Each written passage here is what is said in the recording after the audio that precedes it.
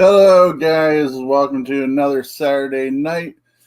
Thank you for joining me. I'm Scott Morton. I'm one of the co-founders of Warren Area Society of Paranormal, as most of you probably are aware of it. The comments. Lee is ever prevalent on being here to see if I make it on time because, well, I never seem to. But as Matt likes to say, as Matt just pointed out in the chat, that I was supposed to be here at 7:35, and by my clock, it's 7:32. So, gotcha. Tonight's guest, Denny, is already here. He's ready to go. He has a lot of stories of the Warren, Pennsylvania, Kinzua area about Bigfoots and aliens and different locations around here that seems to have all kinds of paranormal activity. So he should be a very interesting guest tonight. And without further ado, let's just bring him aboard. You ready, Denny? All right. Hello. How you doing? Hey, how you doing, Scott? Oh, I'm doing good. Thank you. And yourself? You enjoying this nice weather we're having? Oh, you bet. Nice, it's a lot better than rain. Yeah, well, yeah. Every time it seems to rain, I get a swamp in my front yard. So we already got a couple of hecklers in the crowd. Matt is usually here every show that he possibly can, shy of work nights or whatnot. And I guess he's even watching us from his work.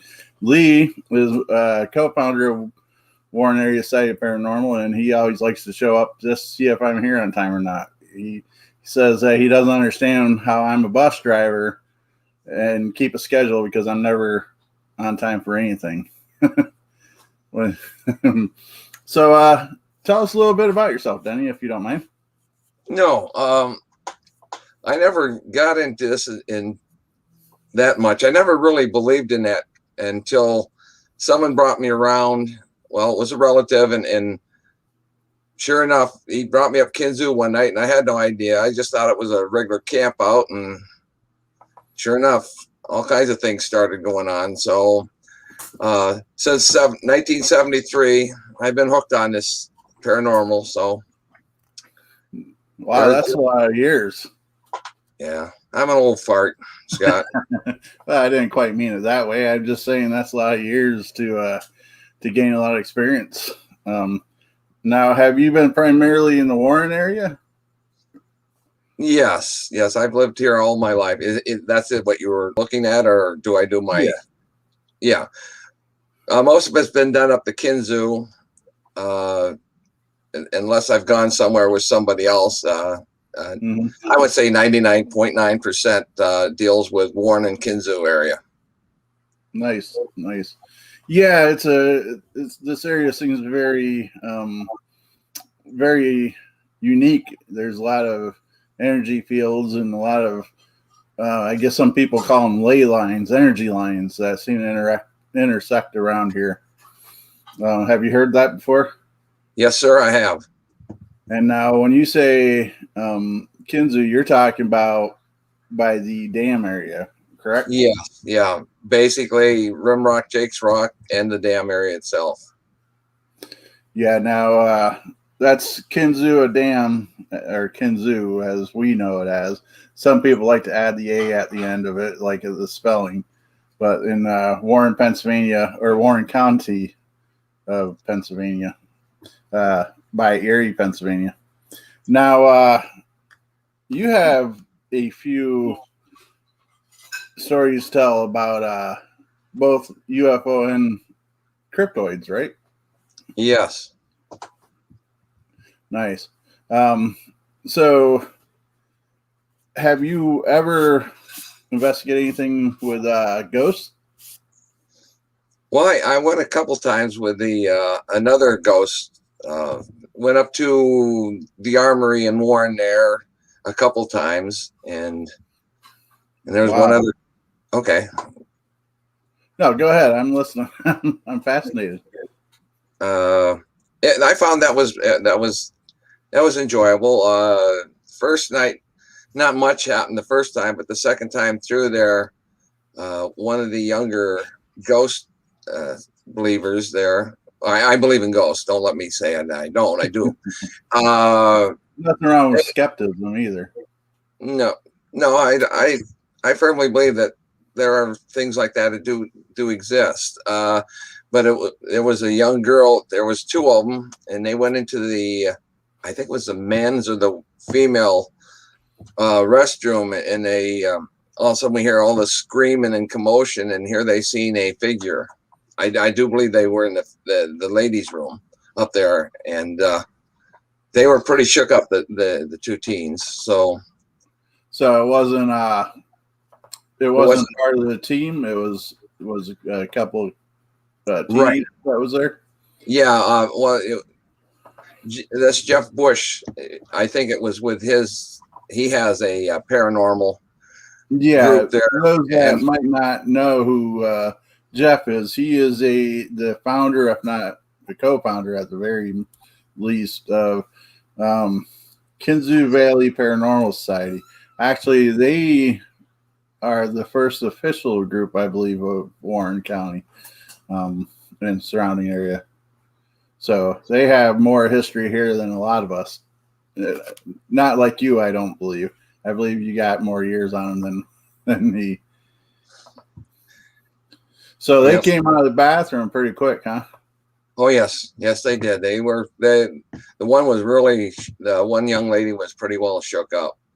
I mean, she was shaking, and it scared her pretty bad.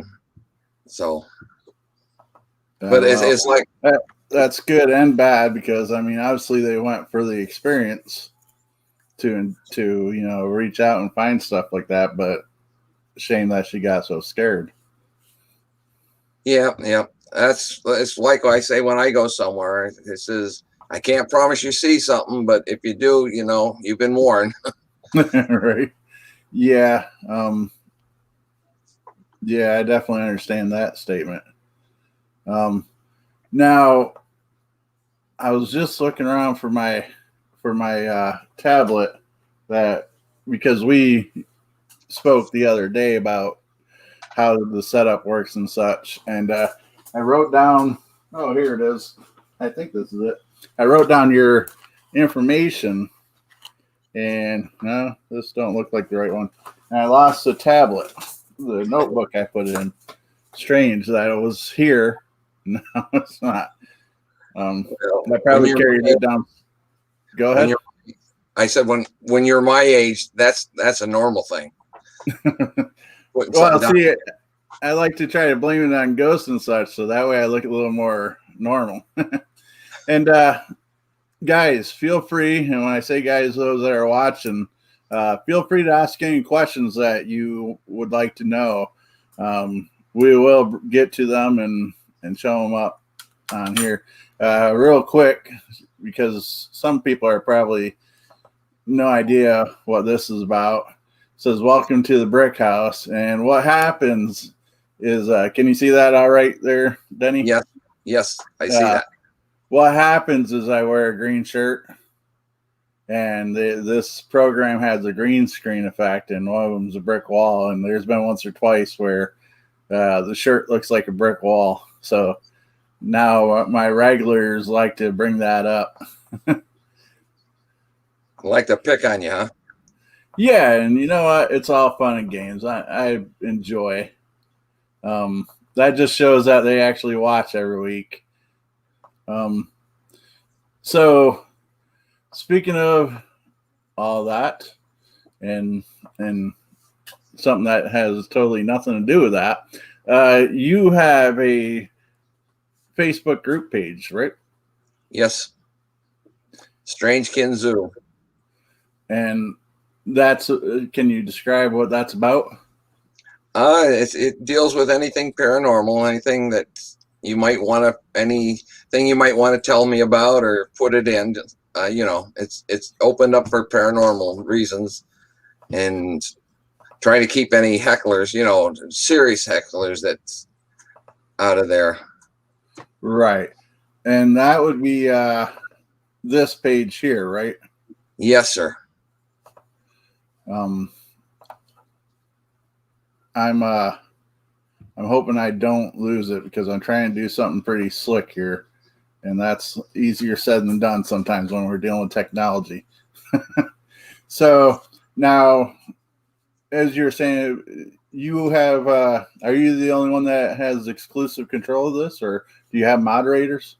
There's one moderator, and his name's Jason, and he well, I'm trying to think of they come from down towards Titusville there, outside there, that group down there. Okay, cool. So if they need to go get a hold of you, they could come to this Facebook group and just post comments saying I'm looking to talk to Denny, and Right. you would get it reasonably quick. Yes. Okay. I think his name Jason Truss. Okay. Now he's an interesting fellow, and we won't dwell on him too long because, well, this show's about you, sir. But he's the founder of Cryptomania TV on Roku. Yes. Nice. And you were blessed enough to have an interview on that too, as well. Yes, they did it. That's how I, got involved with them. They through Strange Kinzua and that, and then they did a interview with me on it, and that's how it's been going. Cool. See, now I wasn't aware of that when we contacted. Actually, we met in person. Oh, heck, it's been about, I'd say, 6 years now. It's been several years when we did the paranormal convention in Youngsville. You remember that in Island Park? Yes. Yeah, that's when we first talked. And so when I was sitting back thinking about who to ask to be on the show, you popped up and came to my mind, and I was like, yeah, I wonder if he'd be so kind to do that. And I appreciate you coming on. Well, I appreciate you letting me come on. Well, definitely my pleasure. Now I'm going to type this in real quick. You have an email that they can contact you? Yes, it's Skydiverman1 at Verizon.net. I'm sorry, I spoke over you. Verizon.net.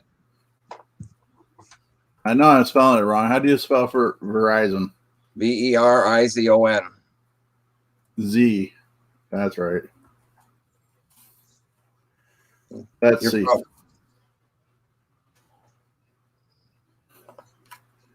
Is that correct? That is correct. All right. We'll leave that up for a couple minutes so people know how to contact you.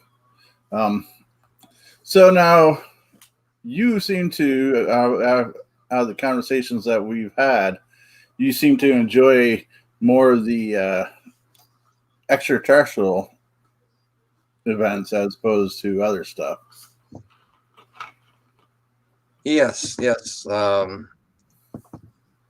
I enjoy going out. A lot of times, well, there have been many times that I've gone out by myself, which is kind of foolish, I'm sure.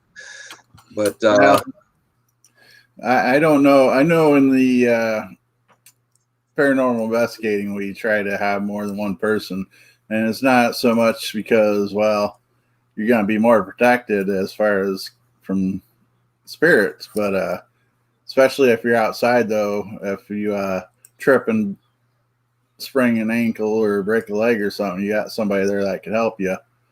So, well, I would love to have other people. We do every once in a while. There are other people, but I deal strictly just around, like I said, around Kinzua and in the Warren area, basically Kinzua.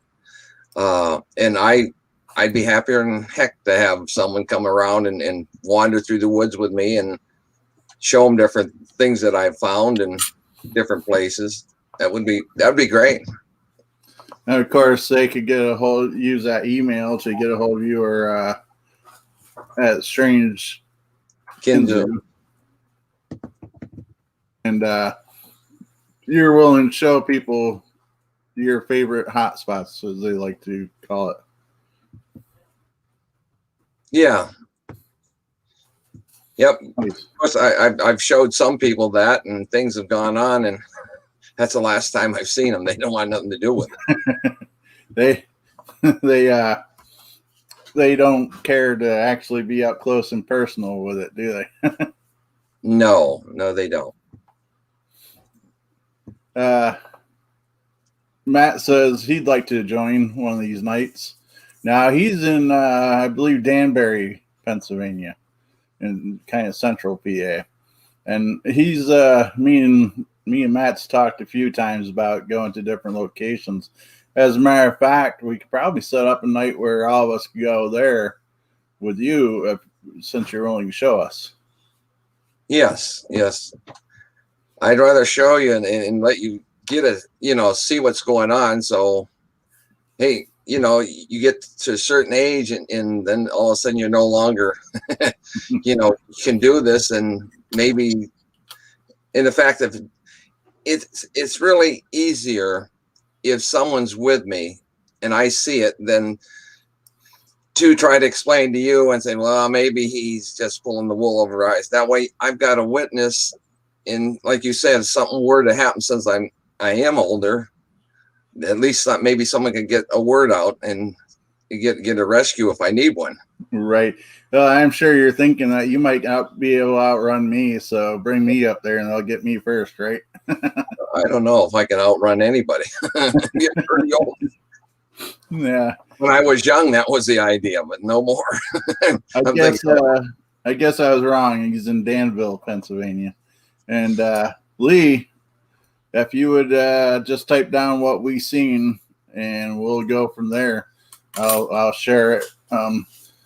About I'm not even sure how long ago now. A couple weeks ago, we both I seen something in the night sky, and I got a hold of him, and he didn't see it, but the next day he's seen it.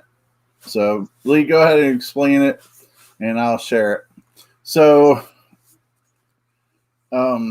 forgive me, my mind was trying to remember dates and such, and it's just not coming to mind. So, what's the most interesting night you had up there at Kinzua Dam? I would say there are several, but I would say that one of the most, well, there was two real memorable nights. And the one was the very first night I was introduced to the Rimrock area. I mean, I knew Rimrock was there, but right. I went up there with my relative. Now, he knew about the strange stuff that goes on up there, which I didn't at the time. I was like a beginner. And it was about, I would say about 11:30 at night somewhere. We heard this real high-pitched screaming sound. Real, spooky type thing. And it kept getting closer and closer. And I asked him, well, what is it? Well, he said he kind of played it like he didn't know what it was, but I'm sure because he'd been hiking many years. I mean, been up in that 2 or 3 or better years more than before I come along, anyway. So the noise kept coming closer and closer. And it was by when you go into Rimrock, it was by where the 3 rocks sit on the left-hand side. There used to be a gravel pit up in there, and we would camp up there. And so after this gets close enough, we're looking through at the gravel pit. We're looking straight ahead of us, and we see this thing rising up over the ground, coming up into view, but it's coming off the ground. And we thought, well, we didn't know what it was at first. And my first thought was a UFO because you could see the flashing lights on it. But it come up and it made no, it was real quiet. I didn't think it was anything but probably a UFO. So meanwhile, he's saying, put the fire out, quick, put the fire out. We got to hide. So I figure, what the hell are we talking about? Right. So anyway, this thing, red and white lights and blinking coming our way, not making any sound at the time. And it's getting closer and closer. We're hiding in a little gully, like I would say about 3 to 4 foot deep. And meanwhile, this screaming sound has stopped. So I didn't know where it was. And lo and behold, as soon as it gets probably at the end of the area where we were in front of us, you could hear this. And all of a sudden, a spotlight comes on. And it goes real slow overhead, and the spotlight's going back and forth across the ground. And when it gets over our top of our head, but we're still in this little gully thing, you could see it had U.S. Army on it. And I think, well, what the hell they got to be doing up here? And what's the sound got to do? So we're standing there, and honest to God, Scott, I can hear this. Really? I turned to my cousin. I thought it was him. I said, "Don't. You got to be quiet, man. They know we're here." I think he said. He whispers to me. He says, "That's not me." Oh, so boy. the helicopter goes away, turns and goes away, and I don't know if it's a chance that I might have sweat. And that's probably how they knew you were there, because I'm sure those things had heat, infrared on it. So they probably knew exactly where you were. They had to see it, and they had to know it was close enough to us. Right. And they probably were figuring if they did anything, we were there and witnesses, then, you know, what the heck? Now we got 2 witnesses. We got to figure out how to keep quiet. So they just turned around and went back. Well, they figured maybe they'll let whatever was handle you guys, and then there wouldn't be any witnesses. And funny thing is, it never bothered us. I mean, as many times as it come around when we were up there, it never, no aggression. I mean, we didn't see it, but you know, you can, when you hear the twigs and branches and different sounds coming out. Right. It's like, that'd be a little. I probably would have got a little nervous myself hearing that breathing and such too. Couple things in the comment sections. This wouldn't be a vlog if they didn't bring up cupcakes. That's another ongoing thing. My granddaughter made Lee cupcakes, and it happened to be where I was live one night, and they were asking questions to him. And so now every episode, everybody's like, "Where's my cupcakes? Where's my cupcakes?" So yeah, we probably got about 50 dozen now already that has to be sent out sooner or later. Lee says back in 2009, he's seen a long metallic cylinder floating through the air, moving slow, no wings, no sound, or contrails. He's was asking if you've seen anything like that before. As a matter of fact, I have seen the long cylinder thing. The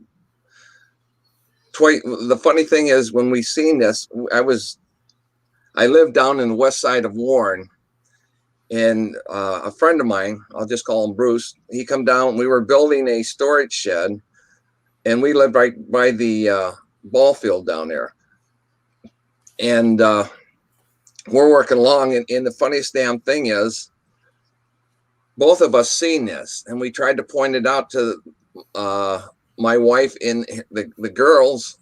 There was 4 kids there, and they couldn't see it, but we could see it. And I could not understand how it's possible that 2 of us were describing the same thing we're looking at, but yet they weren't able to see what we were looking at. And I don't understand it. It must be a way that they have that only if they want certain people to see it, while others can't see it. You know what I mean? Oh yeah, he's your guy. Obviously, Lee's a guy. I mean, you could assume that by his name. He's mentioned this to me, that another friend of ours who's a male has seen it. Would that be odd? Very strange if only men could see it. I don't know if it was just men that were able to see it, because my son was there and he didn't see it. And it just didn't make sense that here it sits, long cylinder thing, probably over the top of the one of the ball fields down there, because we lived right next to the airport area there. And now, see, you say airport area. A lot of people now don't know there used to be an airport down there at Betts Field, right? Right, that was Betts Field. So no, I definitely wasn't around for that time, but I remember hearing stories about it.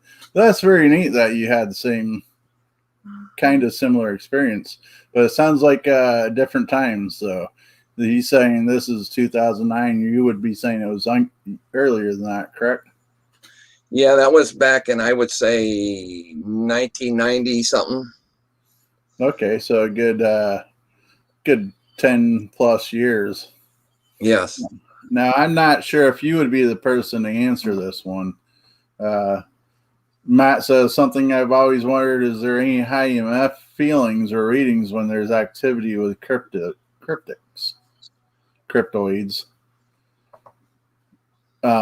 You don't have EMF detectors and such like that, correct? No, I don't. I have a friend that sometimes when he comes up here, he has one of those EMF things. I've got to buy one. I definitely need to check that out. I got a link I could send you if you'd like, to where we get some of our equipment from. I can send it to you through mail or through Messenger. So, do you know what the feelings of EMFs are? Electromagnetic fields. It's now you gotta make me think about experience of high EMFs. The feeling would be nausea. The hair on your arms would stand up a little bit. That's mild cases of it. Disorientation, that's something. So, have you ever experienced that during sightings? Yes, I have at one time experienced the strange feeling that's that strange feeling that you're talking about there. Yeah, so there's a possibility of that then. That's for sure. Maybe one of these days you'll have a meter or two with you when you're out, or maybe some of these times when I get a chance to go out with you, I'll bring some of my stuff with me. Wanted to say hello to Paratime Investigations. How you doing tonight? I believe that's Doug, if I am not mistaken. Hey, how you doing? He's from Canada, if I remember correctly. We get so many people that we're dealing with that a lot of times we're dealing with them on their personal accounts. So, but yeah, I believe that's Doug from Canada, eh? So, so you wanted to show a few pictures and such from your Facebook page, right? Yes, if we can muster it, yes, I would. Oh, I'm sure we can. I'll go to media, right? So, are you thinking videos or I photos? got both. I got both. What's that? I've got both. Well, I'm saying, what would you like to bring up? A video or a photo? Or yeah. Let's do the photo you got up there. Can you? They're small enough that I can't make out. Can the ones that look like they're night shot? Can you bring them up? Then I might be able to explain something. You're talking about this one? Yeah. Can I change? No, you'll have to keep moving. Maybe if my internet will let us. Um, Well, all right. They seem to be all the same. I wonder if I can't figure out why they're all the same. All right, can you bat the pictures? All of them? yes, sir. Maybe. All right. Maybe the ones that are further down. Yeah, let's go further down. I think this is what you're speaking of here. All right. Well, go back up again, just a little. Oh, now there's. Go back where you see the man, this guy here. Go back to these three pictures. Right here. No, you had it right there. Can you see the pictures of somebody hiking in the woods? Go back down. Let's see. Okay. Talk about Yeah, these. see these three guys? Can you take these three pictures, the man that's in there, and can you blow them up? So there's a picture before that. There's a person. Okay, hold on to it. Now, I don't know if you can bring that in, but if you bring that picture in and enlarge it, do you see his feet? Back it up. No, there you go. He's not leaving any tracks in the snow, and I don't know how that's possible. If you blow that up, okay, I see what you're saying. He has no tracks. The same way with the other picture where he in there where he's like he looked at the camera, but he tried to hide his try to put his face so you couldn't see it. Now go he's back. facing away from you on that one. Right. Oh, I see what you're saying. Is there that what you go. Okay, now in each picture he's not leaving no foot tracks, and I'm not understanding that. Yeah, now, this is how where did he get there? Unless that's just a dusting of snow, but I mean, there still should be tracks. Well, it looks like there's track there. Where? Point to it. Well, I got the mouse over it. I mean, not his track, but where other animals or whatever has left track. Yeah, that's what they looked to have been, like animal tracks. Right, and then. But like I said, his feet are touching the ground. And then you can see right where he was there no more. And you don't see no track. Right. I see what you're saying. How is it possible that he didn't leave? That was on the game cam thing. And the funny thing about it is the camera is set to take one right after another, like two in a row. And now, there might be a logical explanation. I'm not saying there isn't to it. Matt is saying possibly ice covered. Possibly, but you would think that he would be sliding a little bit, which would leave a little bit of a trail. I mean, if that's clear ice, he's falling on his butt. This is the same place that if in these pictures that you're viewing now, if you see there's a jogger in one of these pictures, but it's a summer shot or a fall shot. And all right, now here we go. Look at these trees. Pop these trees in, could you please? Just yeah, right there. Okay. Now you see the time frame on that. 9:09. 9:01. Now go back or forward. Same day, the picture clicked that. This is when the camera was set up. 9:09:01. Where and did you notice that the coloring changed to a darker color? 9:09:01. Same date. 9:09:01. Where did the bear go? Some of these, I don't know how some of these ads got in there. That amazed me. I mean, it's split second. I mean, like I said, the cameras to take Yeah. one right after another. Yes, Jim, But- we are live. How you doing, Jim? You know Jim. Batista? Yeah. Yeah. He was asking if we were live. Another person. He's been.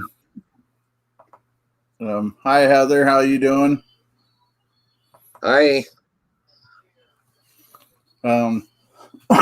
Excuse me. Yeah, that's pretty neat.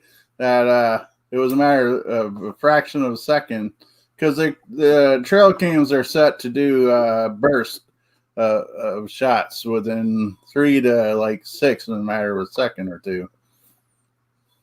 But when you look at the timing on it, it doesn't move. It doesn't. Right. It's 9:09:1. He's been up in this area with me. Jim has, and he could tell you that he's seen times where batteries and stuff, just went dead. And now you have to understand that the camera that is on the tree is locked on there, not only with airline cable and then padlocked on, and then it's got these straps. And if you're going to make something move that quick, it's going to be blurry, and it's not. It's crystal clear. That's why I couldn't understand how that happened. Right, and Jim's agreeing with you as what you've said, with everything you're saying. Doug, yeah. Love to see some of the cryptic hunts on cams for sure. Super exciting. And he's confirming that I have the right person. I am horrible with names. Okay. Now, what else? Doug is asking, is that a specific hotspot area for something? Now, that's up in the Kinzua Dam area again, right? Yeah, that's a Rimrock area. Rimrock in Warren County, Pennsylvania. Yeah. I gotta try to give locations, because a lot of people that are watching is from all over the states and world. We've had people here from Canada, England, Japan. Actually, I don't think the person from Japan's made it to my show yet. She's made it to Matt's show. So yeah, this is a lot of hotspots area. If you take time to look up paranormal events around Kinzua Dam, I'm sure you'll find all kinds of stuff. Go ahead. Can you see my mouse moving? No. Okay. Nope. If you go down where the bear, from the bear, okay. Yeah. Can you see what looks like a figure? Looks like Andy Griffith on the one side, and yeah. Then there's a figure of a jogger. And go over pile. Yeah. Zoom in on that one. Pull that one out. This is my jogger on a train that you'd probably break your neck doing the jog. If you look off to the left a little, you're going to see a dog there. See the dog? Oh, yeah, okay. Right. And see, you can't jog in this area. And now I know some people are going to ask, why can't you jog in that area? The terrain in this area is bad enough to walk on, but someone doing a jogging, and especially when it's dark out there. I mean, yeah, I don't know. That looks pretty dark. Like it'd be an odd time to be jogging. You can see like a headband. Yeah. You think that you would have thought it would have been a little bit clearer, but I see they're moving, but I would never suspect to find a jogger at night running that terrain, because I've walked it, and I'm not the most graceful person, but that's a tough area to have to jog and run in. I would think so, and especially at night. I mean, there's a thing that I like to say: it's possible, but not probable. Right. Now, let's see. Doug is asking from Paratime, compasses, do they go wonky there too? No, in other words, do your compasses and such mess up? Yes. We've run in, and Jim can verify, we've run in to where batteries, brand new fresh batteries and cameras and flashlights, all of a sudden just completely die out. We had a lady was up there with me and her kids, and she opened up her compass there, and it was just spinning. Really? Yes. I'm getting chats popping up on my screen. There we go. Now Jim knows about this because he's been up there and seen some of the stuff. He can verify that some of the strange. Speaking of Jim, he says, "Let's go up after you're done and set." So it sounds like he's ready to go up tonight. And we've been up there and had seen orbs go across the field, that open field by the upper reservoir, that big open field. We used to camp in that. We've seen the orbs. A guy by name of the gentleman from the Bradford, no, I'm sorry, Butler Paranormal. He's got a picture of an orb that come across the field while we were up there. We heard. Now you're not going to get a lot of love from the paranormal societies from orbs. we have the stigma of not really having a lot of faith in orbs because of bugs and such. But this is something that you've seen with your eyes, though, not with cameras and such, right? Right. Yes. The orb. Okay. So it's not like you're looking at a photo that could be mistaken like a bug. You're seeing it. Right. Neat. So yeah, see, now that's a totally different situation. Would you like to go down, up? I'm trying to discover in here. I'm not sure. I'm looking. What's this? That's just the sunset there. Oh, okay. Just the sunset. Now, if you stay on those pictures, if you can. And while you're looking, I'm going to do a little shout out or call to action, please. If you guys are enjoying this video and whatnot, whatever platform you happen to be watching us on, give us a like and a share. And I really could use some subscribers on my YouTube channel, guys. If you could jump over there, if you're not on YouTube now, it's Warren Area Sighted Paranormal, and give me a few follows on that, because I've been sitting at 139 for likes on my YouTube channel for about a month now. I don't know what's going on. It just went dead on me. My channel, my likes, subscribers. So subscribe. Would you like me to go up, down? Let's go. Okay, let's see what we got. Keep going. I seen some neat Bigfoot stuff there, gear. Bigfoot. Now, have you ever stopped right there? You see what looks like lightning or something? Two streaks going across and a bright one. Yeah, what would cause that? If you notice, there's one one sticking there. Is the date correct on that? Yeah. Yes. Without going into the paranormal side of it, I'd say snow.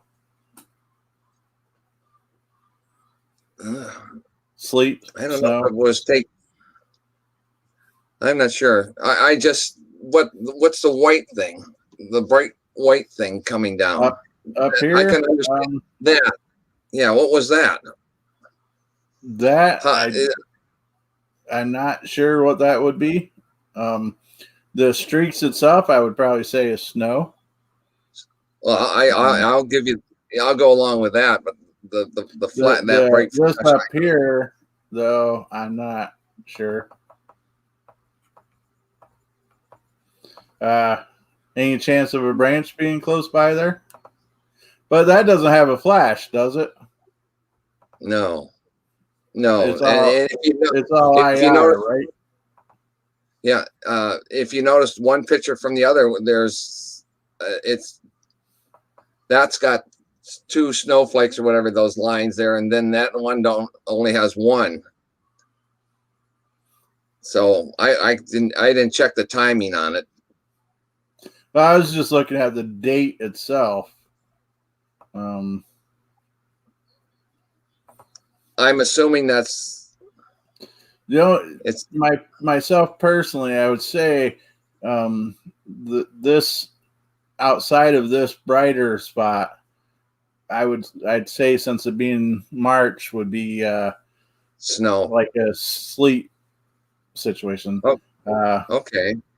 As far as the brighter, I'm not sure because these cameras don't use flash. They use infrared once it's nighttime. If it was like a regular camera, I would say it's a flash off a branch or something. But since it doesn't use that, I'm not sure. Feel free in the comments to suggest what that might be. I had to take a second to figure out what the heck Lee's talking about. And it says, don't tell me what to do. And that's about subscribing and such. He likes to be my little thorn. Are you familiar with Stanton Friedman? He's a fellow Canadian and from my area, a world famous UFO expert. I have not personally heard of him. Have you? Yes, I went to one time up in Bradford or down in Bradford. He was giving a lecture at the Bradford, Warren Bradford or Bradford something college there, and I did get to hear him. Was he a good host? I'm trying to think. Trying to form words in my head. Sundays are easier than others. The program was good, yes. Yeah, that's what I'm asking. Thank you for deciphering my code. Some days proper English does not come very easy to me. Now these are Bigfoot track. That's Jim. That's one of Jim's pictures there. But you got to understand. Yeah, you have to understand that if you can walk on this and you're not leaving a print, and that print shows up in a 5-toe print, it has to be heavy. Right. And Matt says he'll look at this stuff when he's home. Yeah, these are some pretty deep set prints. 2.5 to 3 inches into the dirt. Nice. Now, have you heard of any, have you ever been in the woods and heard a Bigfoot hooting and hollering and such? Yes. Now, these pictures of the foot track, these come from Kinzua. I casted them. They're not very good. This one got dropped and broke. You can see. I don't mean to laugh, but that's what would happen to me. I'm not very good at holding on to things. but you can see it's a 5-toed thing. And like I said, the prints were deep. Getting them out is what's the son of a gun to do. Now this is my photos. Well, I don't know who they were. Jim, I think Jim sent them to me. Someone sent them to me to look at. I did. I sent these. These are my photos. That's my car. That's okay. Well, that's up in to the Ute here. Just kind of sitting up on top of I think it's called Scott Hill, but I might be wrong. I just found it was a pretty neat building. Kind of odd though. Out of the middle of nowhere. And yes, this is the sign that's posted at the gate.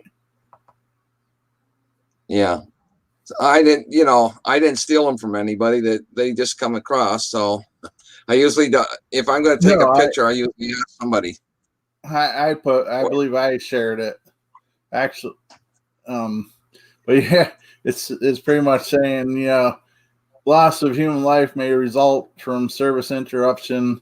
Any person who interferes with air traffic control or damages will be prosecuted under law. I just thought that's pretty strange. They're saying they're not, responsible for loss of life and such. It's a neat building out in the middle of nowhere. There's no buildings around it outside of that. We were heading to a different area, and then we stumbled across that.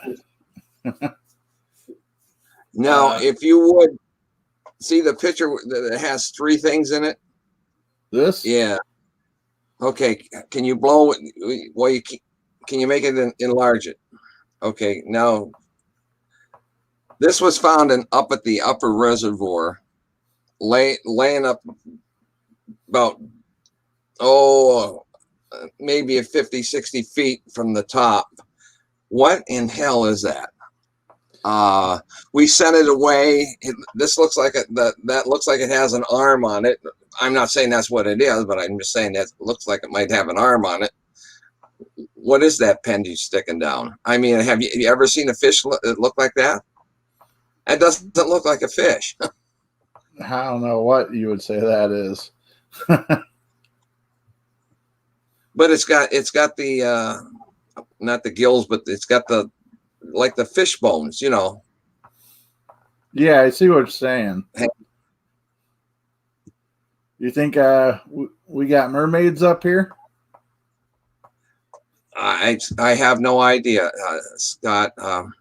If I was a better, I'd say it looks like it's a possibility. But then again, I don't know what it is. The gentleman this one. The gentleman I turned that into, of course, I can't say how I got the thing, but it just kind of it was gone. It's after he sent it to wherever he sent it, and I don't know what it is. It just looks odd to find something like that hanging around. Yeah, definitely. When you look at it and it goes down, you can see stuff coming out the top like a fin. And it goes down, looks like a butt, and then it goes down that way. Your guess is as good as mine. I'm not even going to venture a guess because I don't have a clue. And that's the thing about our area. We have all kinds of things that we don't have a clue. I'm not sure. I'm assuming Lee is mentioning up by the dam. Do you see what I'm saying there? Yeah. I didn't know that there was any history of giants around these parts. Have you heard of such a thing? Oh yes. I had a relative and a close friend also that worked up there when they were taken. Now this is what I was told. Okay, this is not my story. This is what I was told, that while they were taking dirt out up on top, right above the dam there, where you can see on the Hemlock side. Okay. They run across the cave, a huge cave, and the one guy was an ex well, he was an ex-state cop, was my friend, and he was telling me that what he had seen. He says that they found tables and chairs made of stone. He said the table was about, he said about 5 or 6 foot tall, just the table alone. He said the opening in the cave, you could actually drive 2 vehicles, you know, well, they did drive 2 panel vans back, put panel vans back in there. He says they were up there at one time there, and they were getting that dirt and stuff, and they heard shots. He said, but the funny thing is, when the panel vans went up into the top there, he says there was no windows on them. And he said when the guys got out of the vehicle, he says they had these big scopes and they were mounted on guns. He said they heard shooting going on. And he says it was Smithsonian's that had ended up with whatever they pulled out of there. So what damn business they have hiding. And he said, but had, you know, I didn't see what they shot, but he said, I did see the furniture and stuff. And he said, and they went down a little ways in that cave, and he said it went forever. He said they never found the end of the cave or anything up there. He said he believes that it run for quite a ways. Really? Wow. That's interesting. Yeah, I mean, I can imagine. I've never been to none of the caves locally, and I've thought about it multiple times, but I just don't know where to look. But I imagine there's all kinds of things that you'd find in those places. The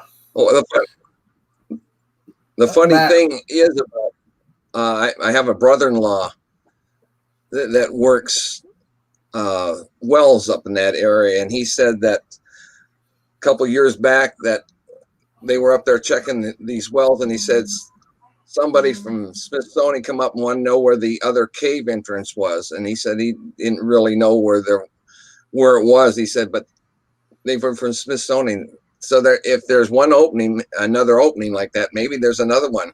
Who knows? Probably some old timers around here would probably know. You know, hopefully before they pass on, they let somebody know. And Matt, this is his Facebook page, has all these pages. Strange Kinzu. I don't think there will be an issue of you looking at these photos later on, right, Denny? Oh no problem with it. And when you get to the tree, if you guys would be so kind, go to his Facebook page and follow and share and get some attention for some of the stuff, because you never know, the next person that goes there might have the best photographic video evidence we've ever seen.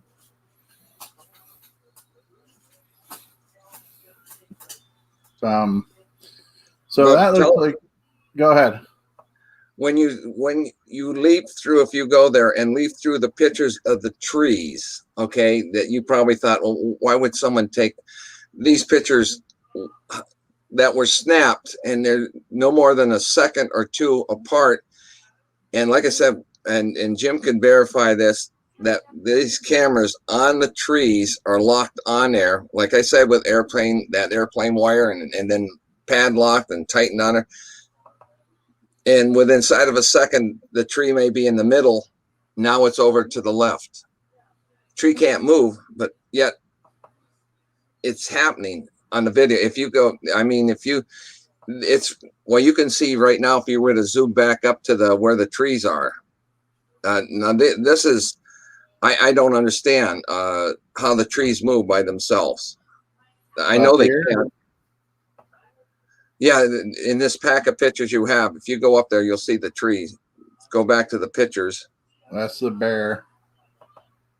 Okay, I don't see it on the screen, so I can't help you. Well, I'm. Oh, I forgot. I'm sorry. I took it off the stream. So I can't tell you where to look. Here I am, okay. Uh, I'm looking through the stuff thinking everybody's seeing it, and it's just me. I'm in my own little personal show now. All right. Go Are down you, now. Go down to the bottom here, bottom left. Can you see where the trees is? The trees are. this One more down. No, one more down. down here. Okay. Let me see. Like I said, they're in small. So you're Open that probably one. looking at this one Okay. here. Okay. Now go to the next one that you had. Oh, I see what you're There. saying. It almost The has a invisible ghosting tree. image to it. Now see, yeah, can you see the tree appear and you can see through it? Right. How the hell does that? How in the hell would you explain that? I would say Look at the time now. It isn't much so difference. there's like a few minutes difference. And if it was Yeah, but if it was ghosting, then every tree yeah, would but be making that image. I see what okay. you're Now saying. take it off there. Take that What's off that? there. Go to that other picture there. Okay. Now see, it appears when you go back to that picture, it appears on the picture again. Right. You know. Well, I was gonna And say it's great. as it was taken, it had a picture taken, but then all the trees would have the second one to it, not just the one.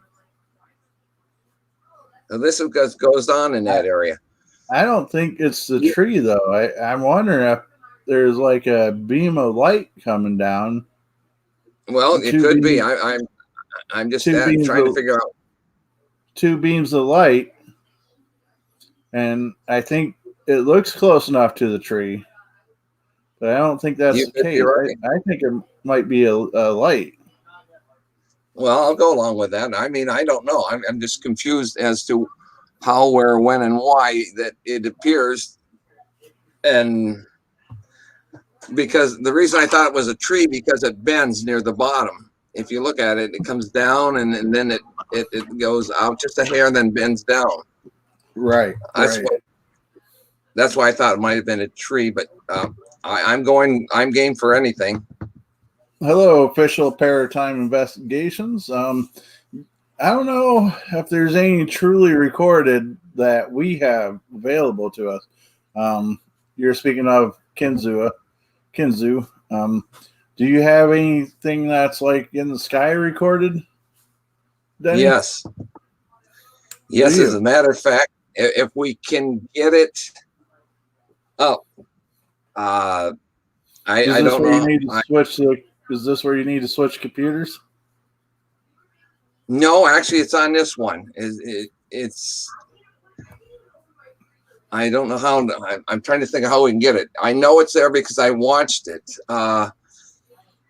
I have to go to my computer or whatever Is it it on is. your page? It's on this thing, but we just videoed it. Just come out.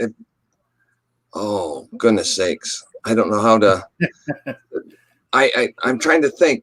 I can get it myself, but I don't know. Well, you actually you have control of my.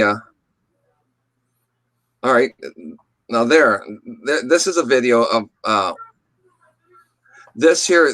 All right, This is where you're talking about the. All right, this picture here, right there, where you got your thing. No, all right. No, this is good. No, this is good. Hold on. This was caught on our. Hold on. Our security camera. This thing here. This thing. No, that's not it. Technical difficulties, guys. That's enough in there. All right, let's try this again. Okay. Now start it. It is playing. Okay. Now this caught in the security camera off to the upper left-hand corner there. That's my car. Now you're going to watch it. The lights you see what time in the morning it is. It's 4:06. You're going to see the lights come on and off on my car, and no one's around. The keys are in a locked key box, and I can't explain how the lights on my car went on. Do you have a slow? You don't have probably slow motion. Can you? No, I don't have. Can you fast forward it a little? It's almost Just halfway through the video.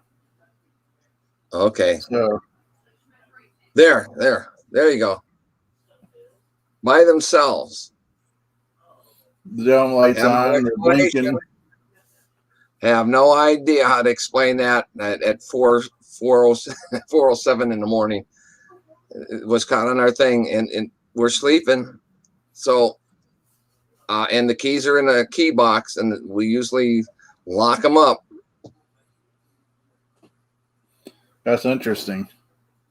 Now, the other one that I have, you say that you're not like city, you're out in the Chandler's Valley area. But I'm saying you're not. People that are watching wouldn't know where that place is. So you're not like in a big city. It's not like you have tons of people living by you. Oh, no. The closest neighbor is probably at least a football field away. But this is my car, so I mean, right. I would understand how they would have, there they go. Finally went back up. This isn't the first time that we've had strange things like that happen. Now, if we can get a hold and put the other video on for your buddy there, friend there, you're going to actually see a UFO appear. And well, one of these is up the Kinzua Point. You got, which one are you thinking? Well, both of those, I think, are Kinzua video. The other one we'll have to dig up. First one or? Yeah, try either one of the ones that look like a moon. No, that's the same one. Yeah, that's a car. You're talking about go to the top right. No, you don't want that one.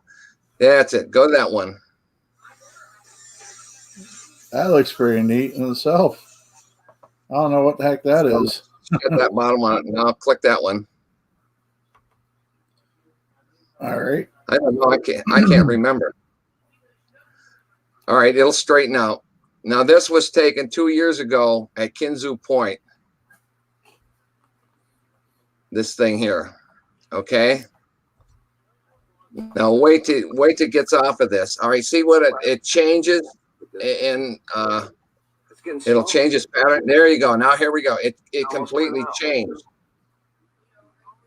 Now this was taken from Kinzua Point. This was a thing. I don't know if it was out over the lake, but if you get it, and still there's actually 2 or 3 things there that are moving around or look like they're moving over there. It's not big anymore. That's us that talking to each other. Right. So give context. Is this looking across the field or is this in the sky? Oh, this picture here, video was taken at Kinzua Point going up the river towards, I think, New York State. This was on the right-hand side. We were at the... Go ahead. But was this closer to the ground or was this up in the sky? Oh, no. This was close to the ground. This moving around. It was close to the ground. I don't know if there's... There it goes again. Look at that. That's us. We're getting excited because it's doing different things. That is a UFO. You're going to put this in a thing tomorrow, right? We're going to try. I think there. See how it keeps changing different things? Before when I looked at it, it looked like an upside down Hershey Kiss. There was 6 people there. Everybody was excited as hell. Like a teardrop. Hey, one of you other guys want to look at it? Is that you talking? Yeah, that's me. That's the dipwood. Now it went back up. Now I have seen this thing you're looking at right now. I have videotaped something that's gone through the air, and it went from the ball of light to this pattern, and that's in the picture video somewhere too. It changed, didn't it? A gumdrop type thing, you know, like a Percy's kiss. Well, That's weird. I do. Or it's in the car. Oh, how long does this go on for? Actually went on for over a half hour. We watched this. Well, this is a turn the camera off. 7-minute video. Well, it's flickering. Well, we cut everything that you're seeing, even the one from the house. The video's been cut down to where the main thing is, because Right. we shortened it. We shortened this video. It changed again. And it's going forward. Look at, there's two or three things with it. And they're moving. They moved. Yeah, no, you'll find that, especially the one that we caught on the security camera out here. It went for like 15 minutes, but we shortened it to maybe 3 or 4 minutes. Because in between it disappears and then it comes back on. And then it disappears again and comes back on, and then I sped up the thing to where it's 16 times the normal speed on the frames, and you can see it moving towards you, and you can see it'll turn and then it changes shapes. And this is the one I'm talking about is a daylight sighting, a daylight thing. Now, is that video on your group page, or? I haven't been able to download it, but Okay. I downloaded it and got it in the files. We have to, in order to get the files somehow. Now, if I were to go in and get the files, but I don't think you could see it though. That's the whole problem. I've seen this before, and it's only thing that I could say would be weird. I saw this is pretty interesting. Well, it all. Go ahead. Yeah. I would have to stop sharing this, and you would have to click the share link down there and see if it comes up or not. There's two things there. Right now, there's two things flickering. Okay, so if I go down there and click share, we might be able to dig that other video up. Possibly. Okay, I'll go down there, and you have to be able to get into. Do I have to get it up first? I will see it myself, and then I'll be able to. All right. Well, before we do that, okay. Go ahead. No, I'm sorry. No, that's all right. Damn. I'm trying to think of. I've got I taped it off of the. I have a disc. It's on this disc. Would you be able to see it if I run the disc? I'm not sure. I'm kind of not very technologically advanced on these things. No, neither am I. So why don't we just go ahead with all right, go ahead. You go ahead and explain what the video is, and when you get a chance, you can put it on your Strange Kinzua page, and they could come and find it there later. All right, how does that sound? I'm sure maybe Jim can help me put it on there. I'm sure Jim could and would. Jim's very nice like that. So this thing is at your house during the day. Yeah, it was early in the morning, and matter of fact, the sun was coming up, and it was about 3 months ago, I think. And I just happened to be running through, and checking what's on the video, what's on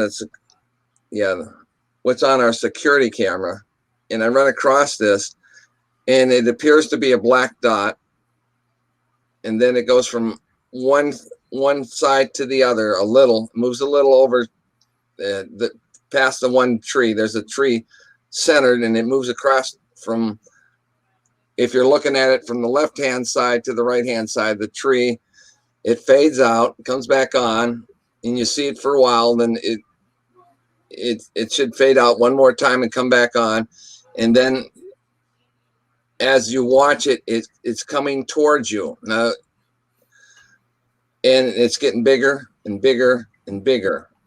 It gets over it now. It's approximately, I think, over the field right next door to us. The guy owns a big field there. Okay. And when it hits there, it you can see it, but it's probably further away than what I thought, because it changes shape, and then it gets bigger, and then you can see it changing shapes, and then it hangs right, and then it slowly drifts off to the right-hand side until it disappears. It's dark in color. Huh. Now I can't wait to see the video of that. And I'm sure, like you said, Jim would be willing to help you with that. Maybe I'll do some YouTube videos and see how to be more user capable of StreamYard one of these days, possibly. Well, Microsoft, this would have been no problem, but Microsoft went in and did something to where it won't play. I had to take this to a gentleman in Youngsville there to have it reset. So I was actually I couldn't play any videos. So he fixed it so I was able to run videos off that. And that's how we were able to get that. I don't know if I could put it on now and so you could see it. I don't know if you'd be able to see if I put it on, but it's on a video. I'm not sure who he's talking about. Who are you talking about, Lee? I didn't see no brunettes in the video. Maybe the one that's in the background. The one would be my background there. Yeah. It's a picture of black-eyed kids.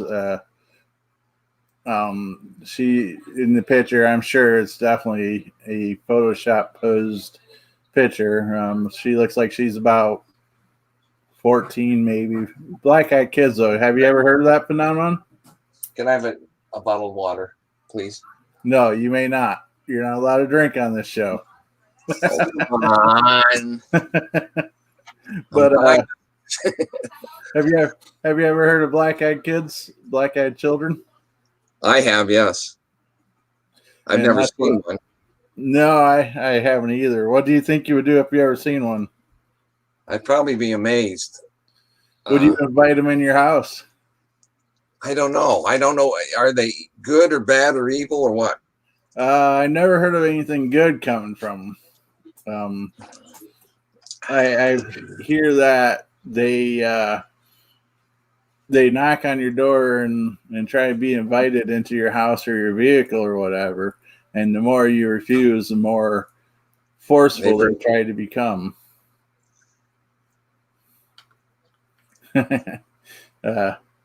So, yeah, I don't know how friendly, I'd like to believe that my investigative side would kick in and I would invite them in just to have that experience and to report that experience.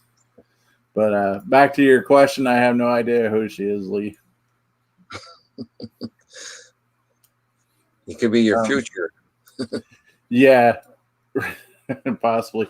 Matt, for those of you that don't know, I don't know. I think it will be on Matt's channel. And we might be able to tie it in with this one. We're going to, on Friday the 2nd of July, a group of us are just going to kind of kick back and just tell our paranormal tales and whatnot.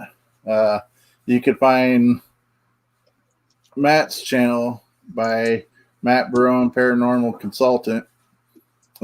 He's on every Friday night with a show similar to this. And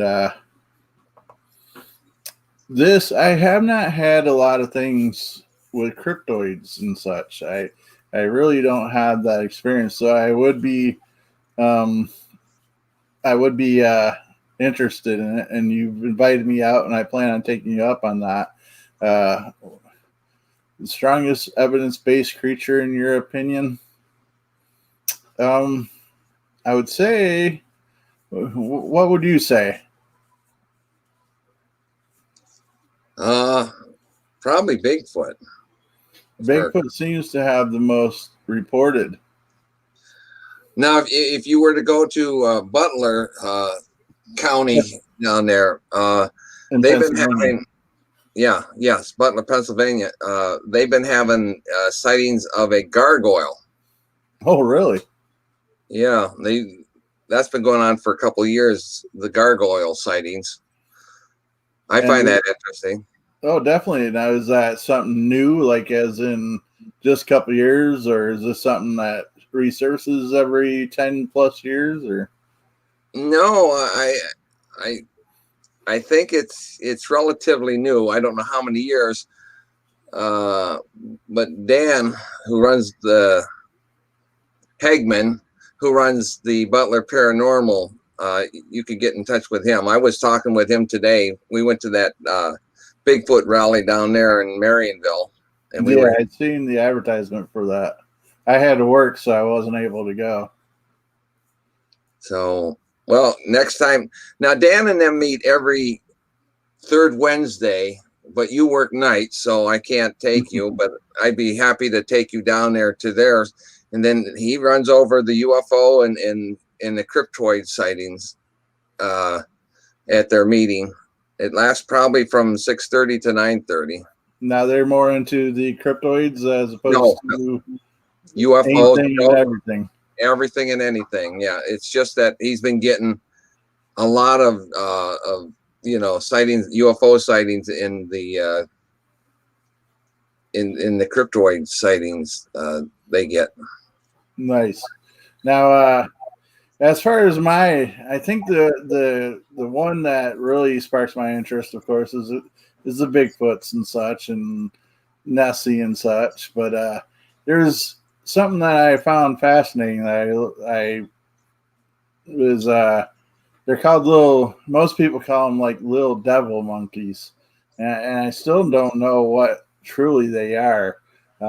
But my understanding is they're of demonic nature. And it was strange because I had a passenger on my bus talking about seeing such a thing. And he would have been said that it would have been in the Clarendon area where he's seen it. And described a monkey with glowing red eyes for the most part, if I remember correctly. And I was kind of like, I was listening, but I was like, I don't know if I truly buy into this. Then I mentioned it to somebody else I know locally that's big into the cryptoids and such, and his whole demeanor changed and said, "Tell me you're not the one dealing with this." I was like, no. And I explained, and he's like, okay, well, nobody really has, most people don't bring them up unless they truly know what they are. So I was like, that sparked my whole interest of the whole demon monkey. I don't know if you've ever heard of such a thing. I haven't heard of such a thing, but I've heard of one of the first Bigfoot sighting, closest encounter with Bigfoot I had was up in one of the logging roads up in Clarendon there. And that was a treat. Yeah, definitely was. Were a you treat. able to get really close, or is it something that was a little bit in the distance? I have time to tell it, don't I? Tell the story. We don't have no official time limit. And before you do, I want to thank you for being my 140th subscriber. You helped me break you helped me break that curse. I was sitting at 139 for forever. And Lee, I don't know what they are. I need to do some research since it's local. All I've been told is they look like little demonic monkeys, and they're there to do you nothing but harm. But go ahead and let us know about that Bigfoot encounter. Well, the night it started, now, when you go through Clarendon and head for Chapman Dam area, okay? Okay. There's a logging road or forestry road. It goes up the side of the hill. I'm sure if you've gone to Chapman Dam, you've seen that road. Well, the road comes out at the end. It ends, and it's right above, is it Fox's trailer court? Or what, the trailer court right going out towards... You're talking about Morrison Run. Or is that Morrison Run? You have Griff Where the Hill trailer there. court is. The trailer court is right on Griff Hill. And then just by the, if you go a little further, Morrison Run will take you eventually to the dam. No, that runs by the old Sears Dollar General there. Okay. Well, that's where I'm talking about, that area. So we went up there, and it was about, I would say about 11:30 at night. There's only one way into it, and all of a sudden we're camped down in the corner, and all of a sudden the area lights up where we just come in. So gentleman had a walkie-talkie. I had one. He walks down. He says, "I'll let you know what I see." He sees because it could have been a Parker, because there's some oil wells down in there. We don't bother this. And so he comes back in the phone, the micro. Yeah, I'm sorry. The walkie-talkie is garbling. He talks and it's breaking up real bad. Yeah. And so I picked out the things that he says. I see two creatures. He says, I don't know what, the light had gone out. The bright light had gone out. And he says, I see two red glowing eyes, sets of glowing red eyes, he says. And then he come back, So all night long we heard something wandering around the area, but we couldn't see it. I don't know why we couldn't see it, but we could hear the branches and stuff breaking. And long about, it was just starting to, the sun hadn't come up, but it's at where it's daylight and you can see all around you, but there's no sun. There's no sun there. The pre-dawn area. Yeah. I'm laying there and I hear something going through the backpack. Well, the backpack was roughly 10 to 15 feet away from me. I thought, oh shit, don't tell me it's a bear. Right. So I sat up real slowly and I see this thing hunched over the backpack. Well, whatever it was, which kind of made me wonder, it untied it to get into what was into the back. It had to untie it. So it had opposable thumbs. Yes. So I'm looking at it, and then it felt me looking at it. It turned around, and it was a juvenile. And like I said, he couldn't have been much more than 15 feet away. And it's just like this thought come over me. Well, I'm not here. It's like it didn't talk to me. I'm not saying it talked to me, but this thing inside my head said, I'm not here to hurt you. I'm just looking for something to eat, basically. Okay. So he grabbed it. Yeah, it kind of grabbed, I think, either chips or a cupcake or something out of there.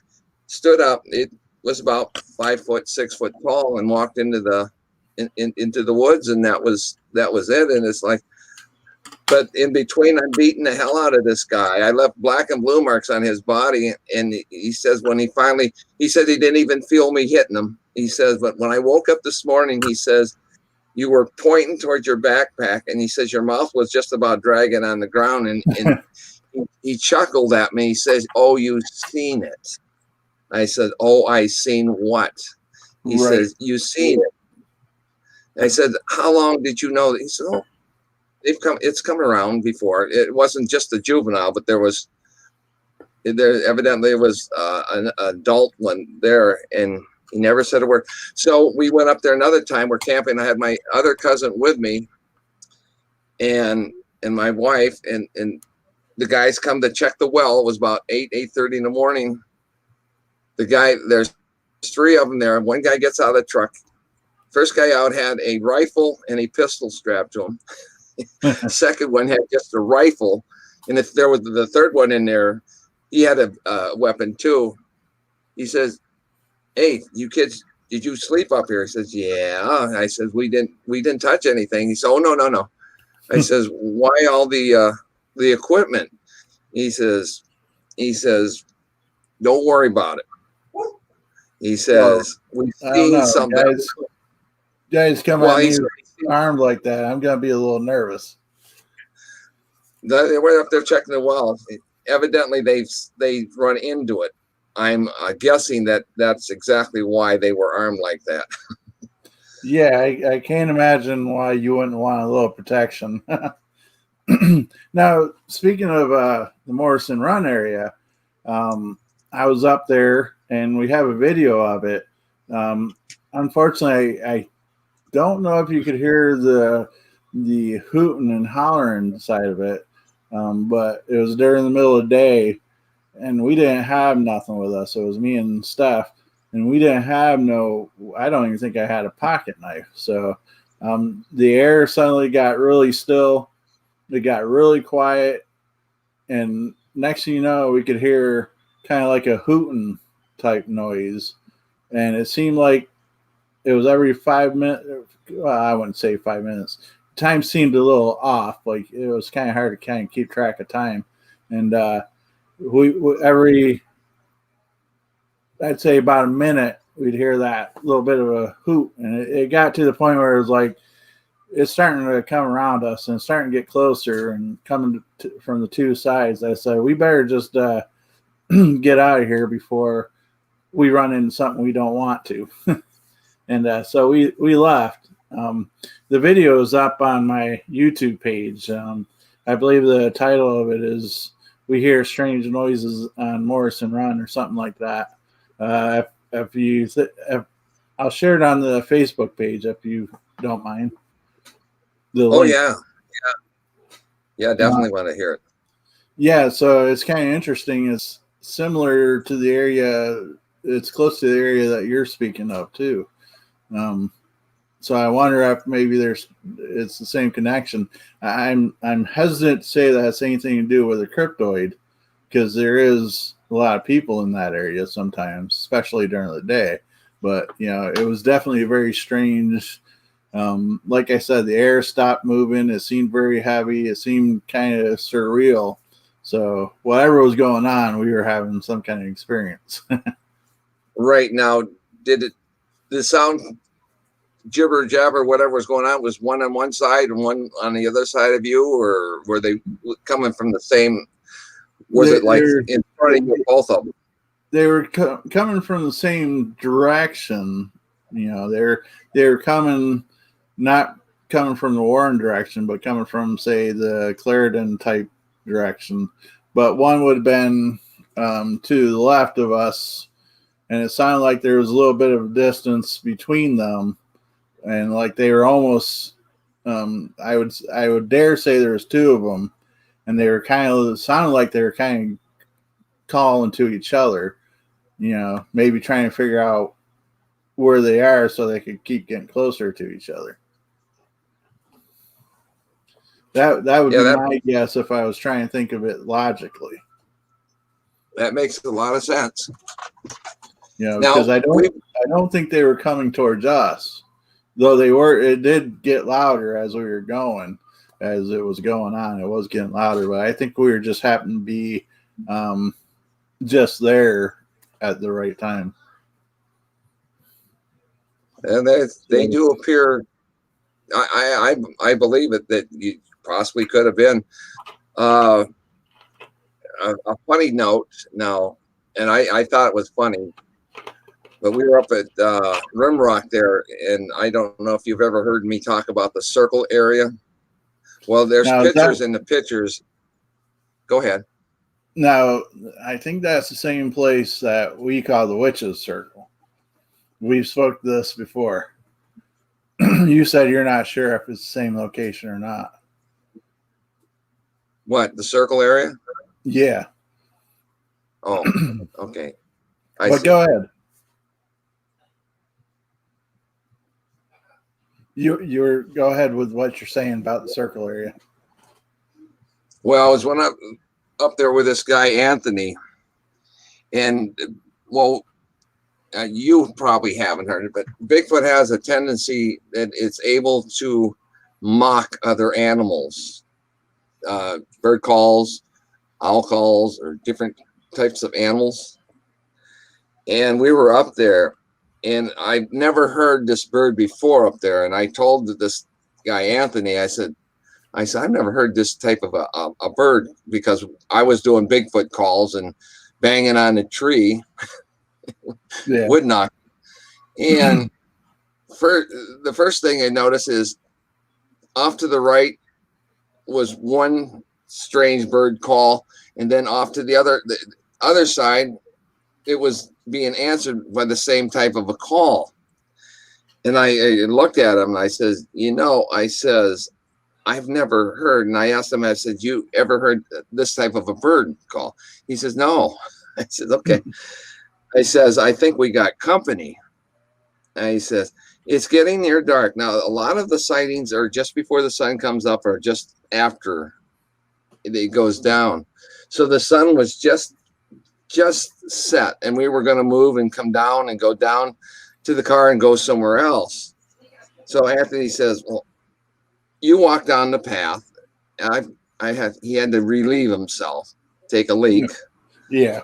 As guys do often in the woods. Yeah. And we got it made. We didn't have to squat. Bring a whole new term, squatching. Yeah, that's why they call it squatching. Anyways, all of a sudden here comes Anthony, panting like hell. He soiled himself. I said, what the hell what were you doing? He says, man, I was standing there just a whizzing away, he says, and he said, all of a sudden I turned my head, and he says, there it stood. He said, that was it. He said, I had no control over body function. So he did more than just peed. He crapped himself. Oh boy. It was so close to him. He said, I just couldn't believe how close that damn thing was for me. Never bothered him, but it was just so funny. It probably was laughing in the woods for a few hours after that. Yeah. Probably could have heard laughter go. I don't know. I mean, I shouldn't have been chuckling about it. We all have to have a sense of humor. I mean, in this life without humor, what would it be? Right. Now oops. No, this is Lee was camping up at Morrison Run. Where that is, of course. We were just talking about it. And he has told me this story before. He was up there with a few friends camping in the middle of the night. And he was in a tent. Most of the people, I guess everybody that was camping there that night went to bed and was going to bed in the tent. And we have a mutual friend where it wouldn't be unlike him to pop up out of nowhere, knowing that they were there, and just bring some companionship with them. And so that's why he thought he heard somebody call his name, and female, and called him by name. And so he thought our friend went up there and brought somebody that knew him. And I don't remember if he said he looked around that as he heard it and nobody was outside the tent, or if he asked the next day and he was told that nobody was there. But either way, some female called him by name that wasn't there is the basics of it. I do believe that I do believe that there is paranormal as far as spiritual things going on up on Morrison Run. It's a very active area. It sounds like it might be active for Bigfoot activity. I bet you if we connected with more people, we'd find out that there's been sightings or at least audio sightings there. And he says directly outside of his tent. But I also believe that there's ghost spiritual activity as well going on there, because we've got some stuff on our equipment there that was pretty neat and interesting. There's a few photos somewhere on my Facebook page, the WASP page, where people pointed out we took pictures of the trees and such, just surrounding areas, not specifically the trees. And they showed us where there was looked like there was something looking behind out from one of the trees. So it's definitely a very active area. Had the dome light on, said that she could see me in there. Yeah, I remember it said, yes, he said, I could see you, Lee. I think actually she called him Al, which is the name he goes by as well. And yeah, he says he crawled out and looked around. So yeah, I mean, that's a place of interest for people to go check out. And Lee, Matt's saying that you had wishful thinking that you're having female companionship that night in the tent. But so yeah, very neat area indeed. And Kinzua Dam, believe it or not, I have not been up there really for any kind of investigating. I did go in the parking lot once by the dam with my spirit box, but we didn't get anything there. But I think they actually block a lot of radio signals and such up there by the dam. The military does, I believe. And I think that's a safety thing for so people aren't setting off remote bombs or whatever. I don't know that for a fact. That's just something I'm assuming. Well, they have presence up there. I know that. They have what? A presence up there. Oh yeah, and that makes sense. I mean, somebody did something to that dam, it would affect hundreds of thousands of people. Well, here's something strange. At least I thought was strange, and Jim and I talk about this every once in a while when we go up there. And the fact is that 2 years ago they shut down the dam. I don't know if you remember. No, I don't. Well, it was in the paper. That's why I thought you might. So they sealed it. You couldn't go into the dam parking lot. Oh yeah, okay, yeah. And we went by, and he went by and separate, and I went by in a separate. Then we went up there together, and there, for someone that was so afraid that someone was going to try to blow the dam, there was no security, no presence. You didn't see no cop car, no sheriff car. I says, what in the hell would you close the area off and claim that, that they had threats, and there's no one there watching it? It's like, okay, what the hell? Who's lying here? What did it really go on? See, now, I think you're mistaken. I think it's high tech where we wouldn't see them. And I believe they know more there than what we are aware of.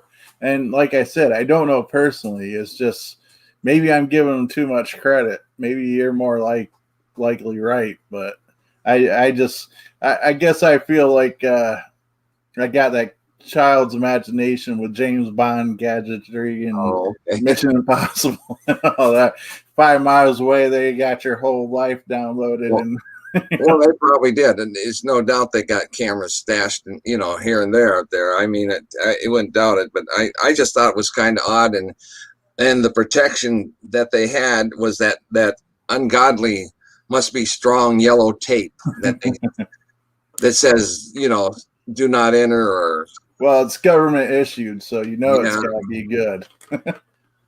Well, and the funny thing is, up there in this Rimrock area, the circle area, I've gone up there, and somebody has placed these little white reflectors, but they're not on the regular path. They're going in different directions up there, and I'm thinking, who would do it? Because you can see them going from tree to tree up there. Mm-hmm. And I said, that don't make sense. I mean, you've got the path over here, then somebody cut through the woods and put these little white glow tacks or whatever they are, so they shine up. Well, these are bigger. These are probably about the size of a quarter, these tacks, and the little glow tacks are just a tack. But these weren't just the tack. These were bigger. And now this place, I think I remember hearing you say that you could get very disoriented, and time you lose track of time and things like that. Have I heard you say that before? Yeah, there's places up there that I'm not sure if I made the mistake, but every time I go to set a camera in this one place, we have just about every time, not every time, I'll come up and I'll put the date, make sure I'll check this time, and I'll have my wife in there say, okay, this is it. And okay, yeah, you see it? Okay. And I've gone up there and picked up the thing, and it'll take photos, and it'll give a different time or different, instead of saying like 2017 or whatever, it'll have a different time locked in the date. And I don't understand why it would change, how it would change itself. But that's just one of them. But there are places up there, and you don't have to believe me, but there are places that if you wander into these places and get locked into them, all I can tell you is time will either go ahead or it goes behind you. Now, I've timed from certain places to certain places, so I know how long it should take to get to different places. And it's like, okay, how did I get down here when it should have taken me X amount of time? All of a sudden, it's only half the time. How did I manage to get here in half the time? I don't understand it. But kind of like a time pocket. Yes, and they're up there. Yeah, I mean, whether you believe it or not, they are up there. Go ahead. Now on Morrison Run, there, same area that we were live one night. Wasp was, and we had finished up. Everybody had went on. Lee was riding with me as well as Stephanie, and we were parked up on a little. You know how the oil lease roads have the gate at the start of it, right? Keep you from going any further. But we were on one of those, and normally to back up, because you had to back up to hit the main Morrison Road to go back down by the Dollar General there at the bottom of the hill. Generally, when you back up, it takes 2 seconds maybe, and you're on your way. Well, it seemed like we backed up for like a good minute, and I'm like, I'm about ready to go off the road because something's just not right. It just shouldn't be this way. And so I went to go pull up, and we're on Morrison Run. It seemed like it took forever. We were disoriented. Everybody in the vehicle just was like, how the heck did this happen? We shouldn't be in this spot. We should be still back on the hill.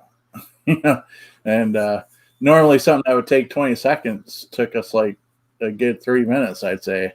It was very weird, and I'm assuming that we'd probably have the same feeling as you guys did up there at the circle or around the circle when you're trying to get to places and you're all of a sudden you're at one place, or it takes longer than what you plan.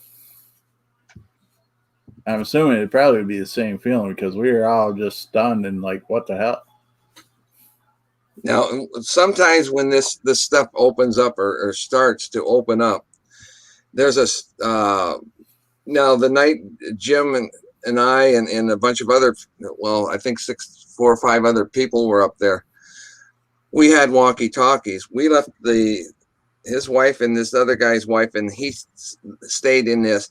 So we didn't go any further than we could hear each other talking at distance. We could hear each other without using the walkie-talkie, but we were far enough away that it was easier to, and Right. and you could see their flashlight in there, and we're up there, and all of a sudden this fog starts about 2 to 3 feet off the ground, and the wind, we're walking against the wind, and this damn fog is following us. And I said, that's impossible. And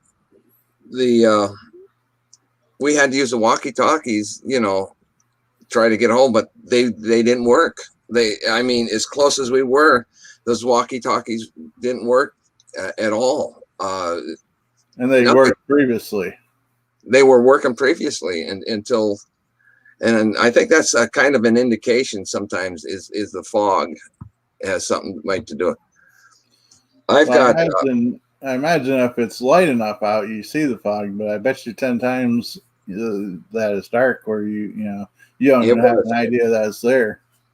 Well, the fog, you could see it. You could see it rolling right towards us. It was a fog bank, and it was coming right towards us. That's when we started moving to get out of there. Nice. I'm not nice, but that's interesting. Wow. But it is going on 2 hours since we've started this. Sorry. Oh no, I'm really enjoying this. I've got more to tell, but if you want to do it some other time, we can actually do it. But I was gonna ask if you're interested on coming back another night. Yeah, I can do that. I just there was one more tale I wanted to tell you. We're on no time limit, so feel free to share it. Well, actually, 2. Well, no, 2. That's too much. We're quitting now. No, go ahead.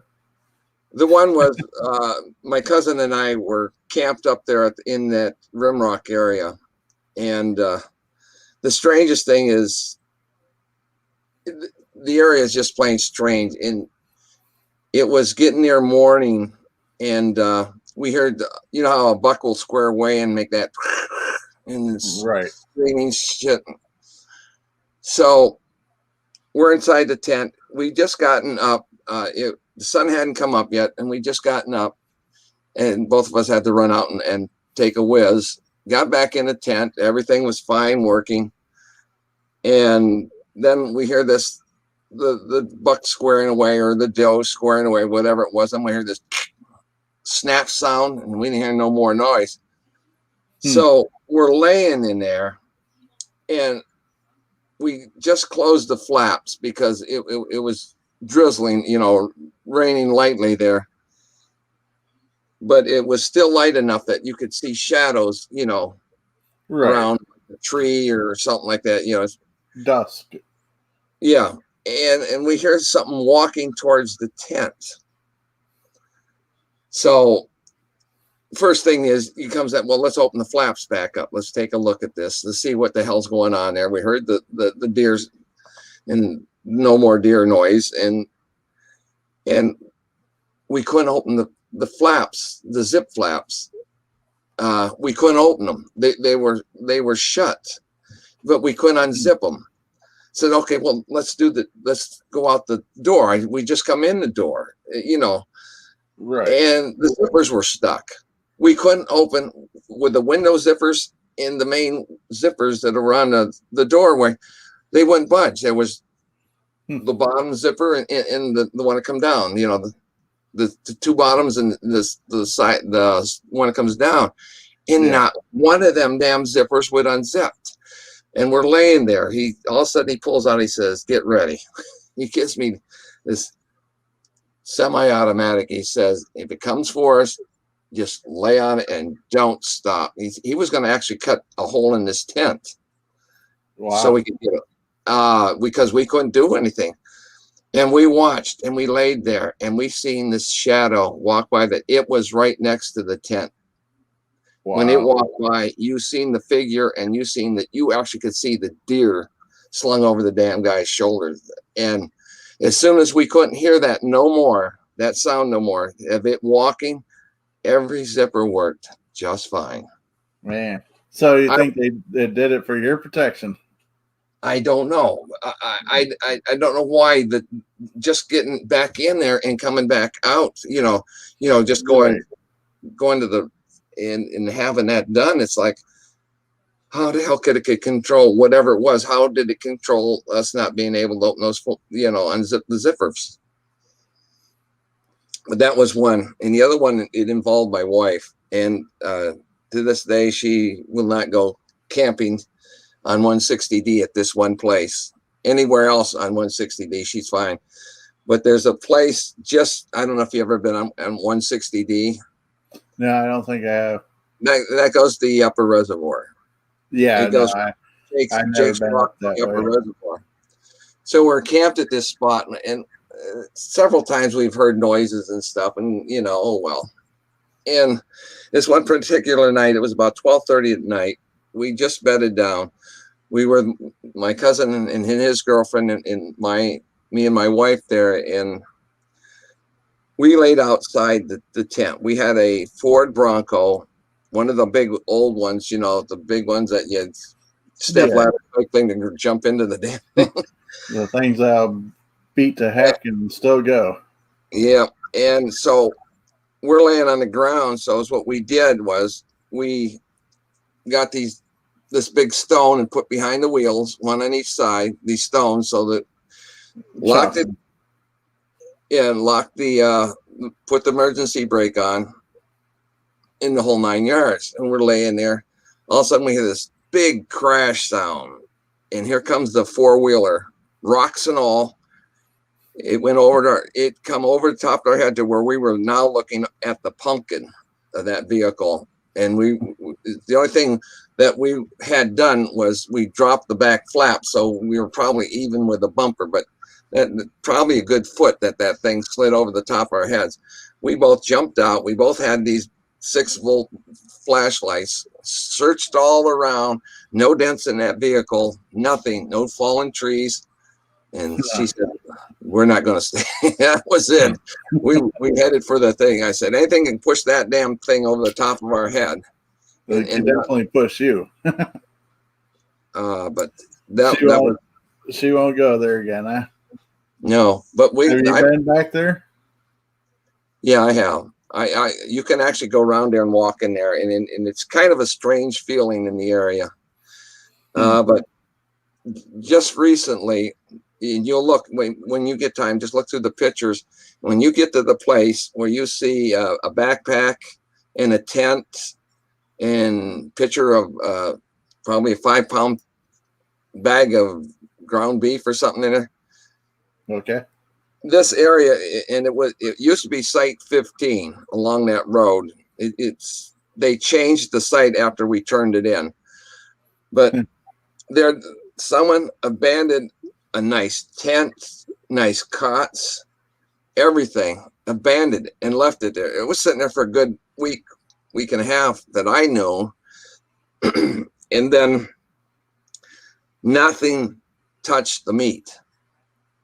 That pack of hamburger, evidently they were going to start, and they might have grabbed maybe enough for 2 hamburger patties or something out of it, and that meat sat there that long without anything bothering it. And it was in a cooler, but the cooler was a styrofoam cooler, so damn well, and it was partially open, just cracked. Bears would have ate that, but nothing touched that. And so we drove into Warren and turned it into the sheriff's department. Then we went over to McDonald's, got something to eat, and we were going to go back up there. And we sat and eat. Well, when we got up there, everything was gone. Oh, wow. So that tells me that the forestry, or I mean the sheriff's department, knew about it and had someone go up there and claim. I mean, you're talking what, from Warren to the upper reservoir, yeah, maybe Maybe 20 minutes. Yeah, that would be my guess. So who or where did they come from and cleaned it up that quick? It sat there for, I don't know how. That was the second time in this spot that Jim was with me that time, but the other guy was with me, Anthony. They left really nice camping stuff. I mean, cots and stuff, and their food was abandoned. There's drink there, water and pop and you don't abandon stuff like that. I mean, right. Abandoned, and it's like, what in the hell scared these people that bad that they left everything? I mean, all their clothes, whatever was in the tents, it was all got there. Out of there in a hurry. Yes, they made tracks real quick, so they had to see something. So go ahead.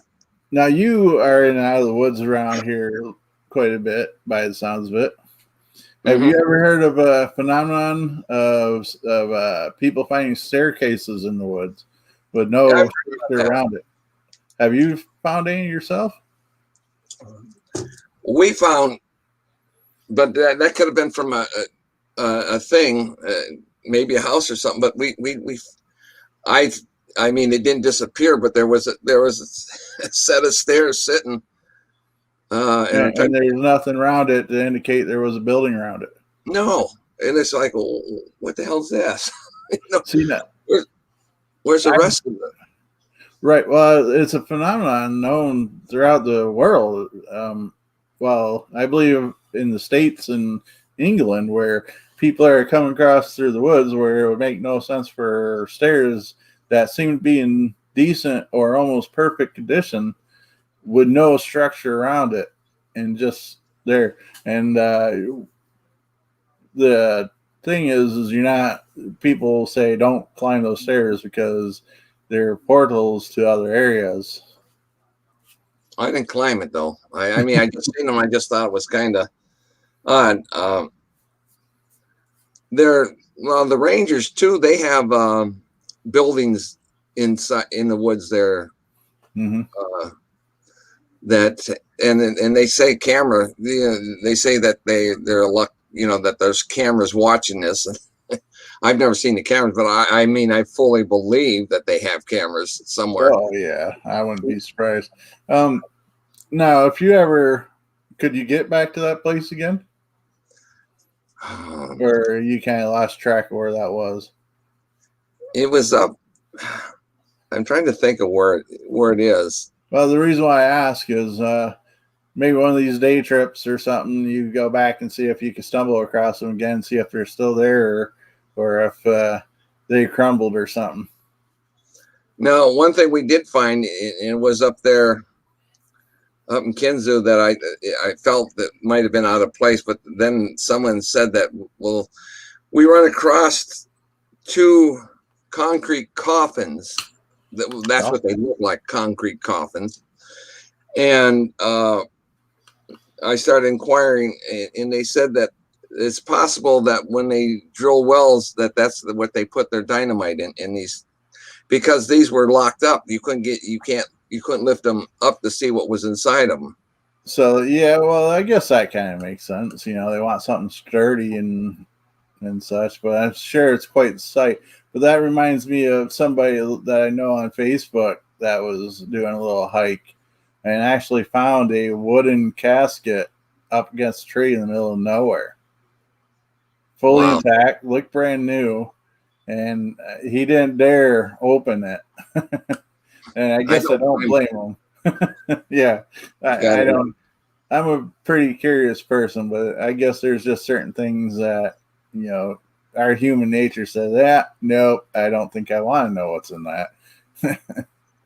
But yeah, he took a picture, and it was pretty pretty new looking.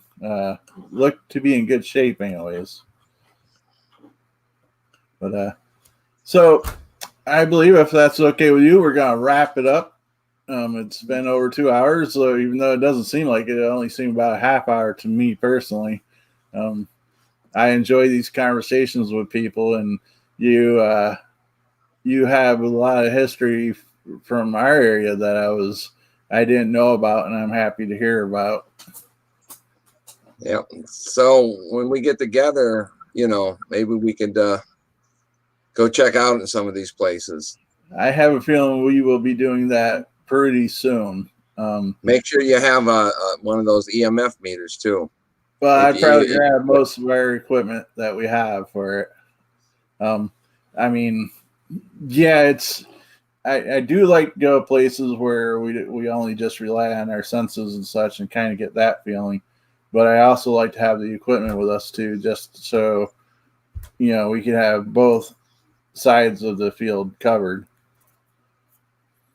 So yeah, and then anybody that's watching that wants to chit chat or ask some questions, you could email Denny here at skydiverman1@verizon.com.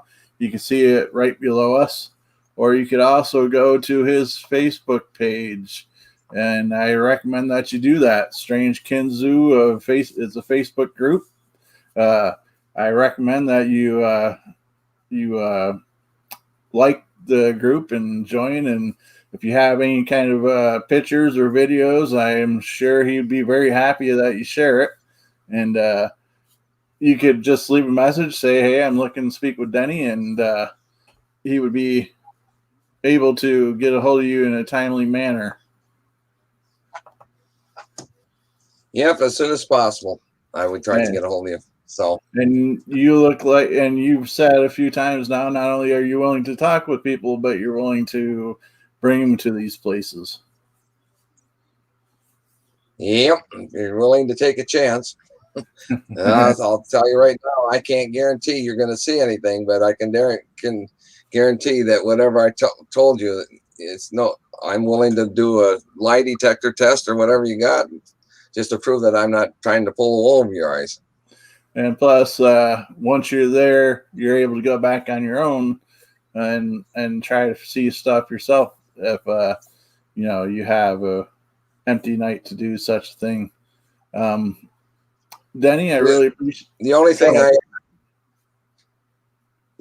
I asked is if you're going to be up there, and you wouldn't mind, I would like to be with you, because there's some things that go on that I'm sure that I know, different things that might serve beneficial to you if I'm with you, if they happen to go on. And that's all I ask. And also keep the area decent, try to be respectful, don't throw trash around, and just try to keep it a decent place. There's no need to ruin a good thing. Gotcha. So I appreciate this, and you said that you're willing to come back on again, so we'll network and get that going, so we can get a part 2 to this. And then maybe I'll have that. I'll let you know as soon as I get that video of the UFO on, so you can see it. I'll even post it. I'll probably post it on Strange Kinzua as soon as I'm able to. It's on the computer, but I am having a hard time finding the button to transfer it over. No, it says, "Do you want it?" And it just hasn't made it. Yeah, I mean, computers are a great thing, but they're also very temperamental and frustrating. There's been several times like I try to come on live, and all of a sudden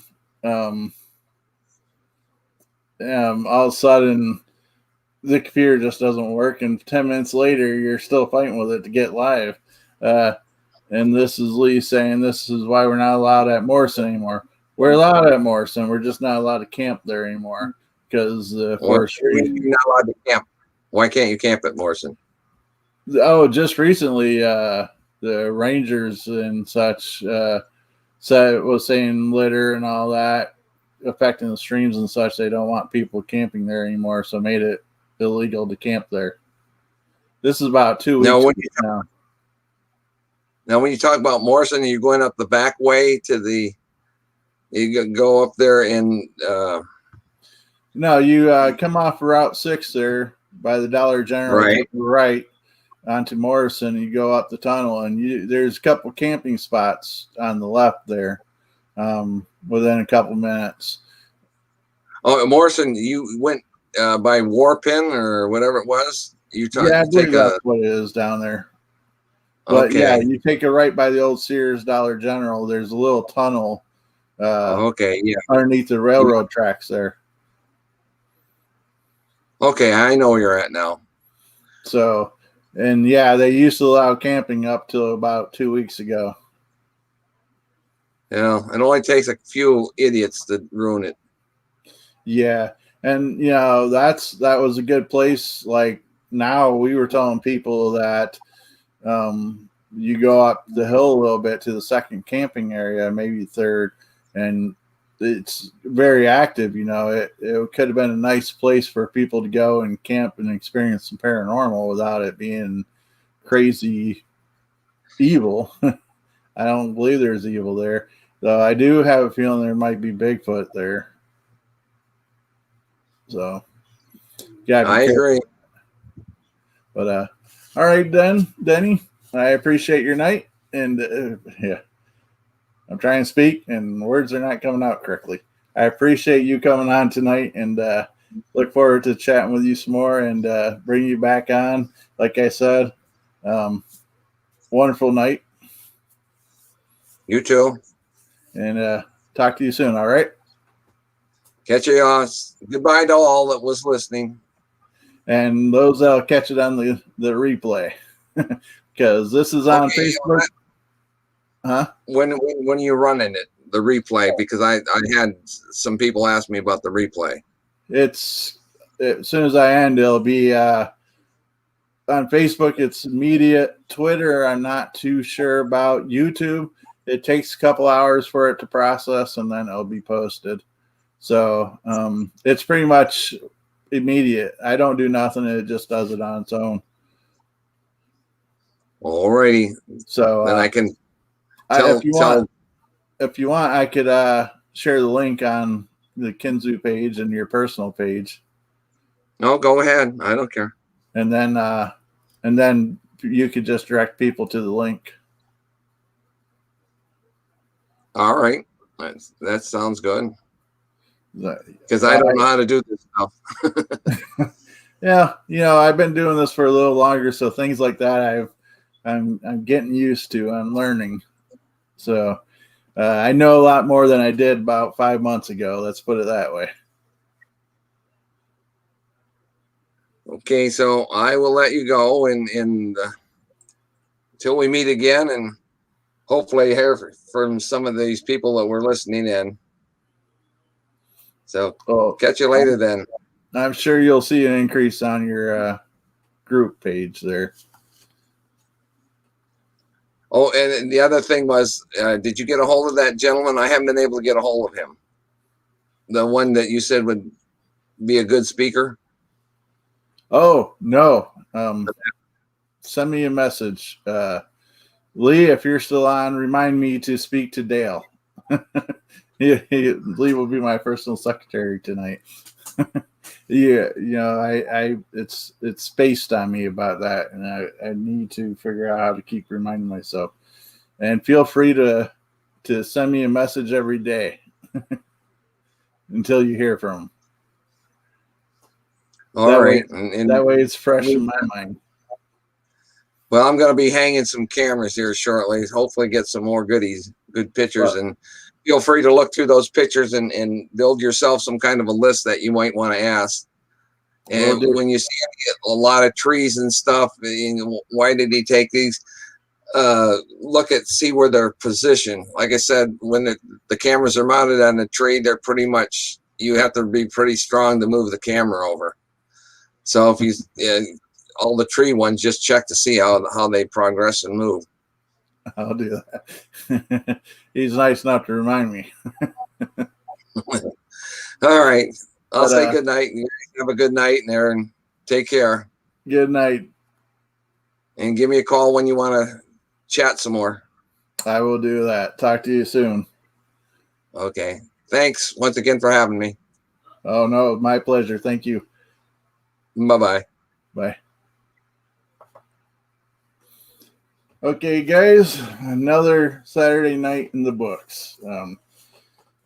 It's always amazing how time just goes by.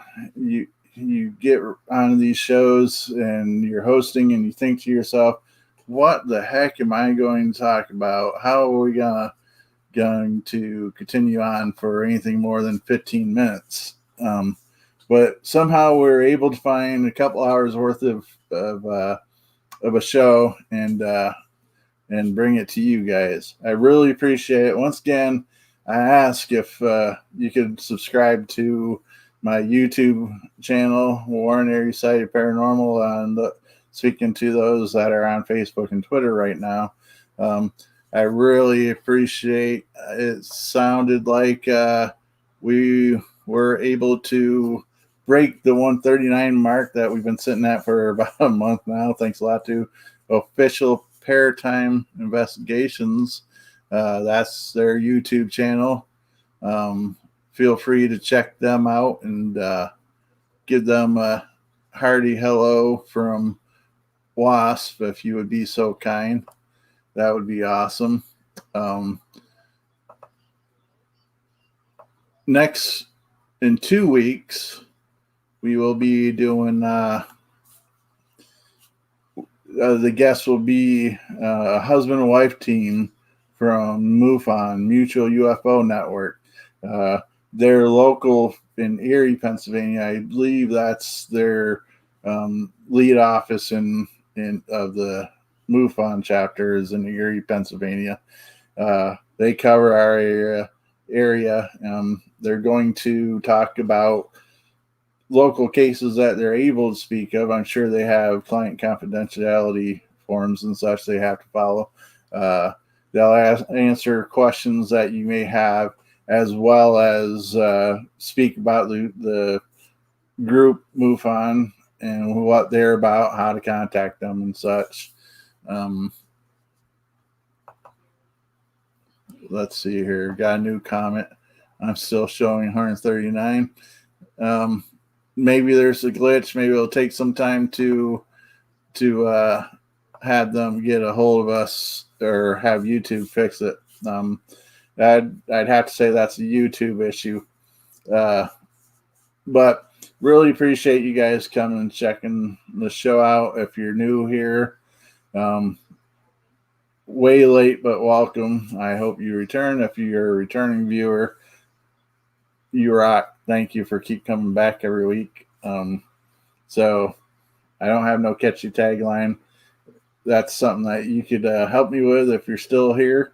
What's this catchy tagline I could say as we're leaving? Matt likes to say happy hauntings. Sayonara. I don't know.